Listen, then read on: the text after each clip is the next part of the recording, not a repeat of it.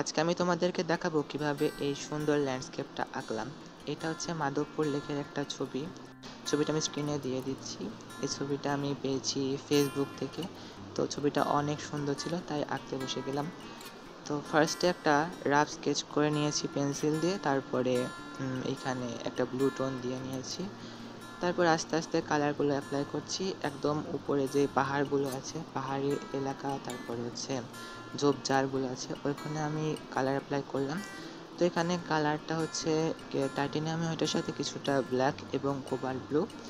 এই cobalt blue এবং ব্ল্যাকের পার্সেন্টেজটা কিন্তু যত সামনের দিকে আসছে ততই বাড়ছে, কারণ সামনের দিকে ঝোপঝাড়গুলো বেশ ডার্ক ছিল আর পেছনেরগুলো অনেক হালকা। তারপরে আস্তে আস্তে এই ঝোপঝাড়গুলো আঁকার পরে একদম সামনের দিকের যেই পাড়টা ছিল সেই পাড়ের ঝোপঝাড়গুলো আঁকলাম। তারপরে নিচে যেই মাটিটা ছিল সেটাও আঁকলাম। এখানে আমি কালার ইউজ করছি অলিভ গ্রিন, আর তার সাথে সামান্য কিছু ইয়েলো, এবং মাটির কালার ইউজ করছি বার্ন্ট আম্বারের সাথে কিছুটা ব্ল্যাক। আর এখানে আমি যেই গাছের যে ট্রাঙ্কগুলো ছিল ওইগুলো এঁকে ফেললাম। এখানে ট্রাঙ্কগুলোতে ইউজ করছি ব্ল্যাক, তার সাথে কিছু বার্ন্ট আম্বার। আর যেই জলের একদম বেস যেই কালারটা সেটা আমি এঁকে ফেললাম। এখানে আমি জলের বেস কালারটার জন্য ইউজ করেছি টাইটেনিয়াম হোয়াইটের সাথে কিছুটা ব্লু। আর তারপরে ধীরে ধীরে যেই জলের উপর যেই ছায়াগুলো পড়েছে, গাছের ঝোপঝাড়ের ছায়াগুলো, ওইগুলো এঁকে ফেললাম।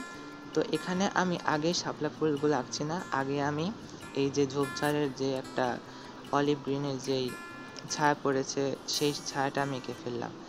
ছায়া আঁকার পরে আমি শাপলা ফুলগুলো আঁকা শুরু করেছি।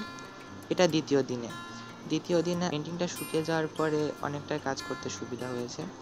তো আমি এখানে প্রথম ভাবছিলাম যে শাপলা ফুলের পাতাগুলো কিভাবে দেব। তারপরে মনে হলো যে বেশি ডিটেল করব না, জাস্ট ব্রাশের স্ট্রোক দিয়ে পাতাগুলোকে বোঝানোর চেষ্টা করব। তো ভাবলাম যে লাল শাপলাগুলোই রাখি। তারপরে মনে হলো যে না, নীল শাপলাগুলো দিলে আর একটু বেশি ভালো লাগবে, তাই নীল শাপলাগুলো দিলাম। তো এখানে আমি পাতাগুলোর ওপর ডার্ক টোন কিছুটা লাইট টোন এভাবে মিক্স করে করে বসালাম। তারপর দেখলাম যে না, আসলে রেজাল্টটা অনেক ভালো হয়েছে। তো আমার আঁকা শেষ।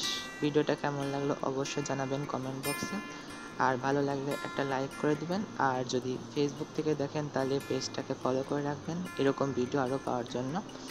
আর ইউটিউব থেকে দেখলে অবশ্যই চ্যানেলটাকে সাবস্ক্রাইব করে রাখবেন। দেখা হবে পরের ভিডিওতে।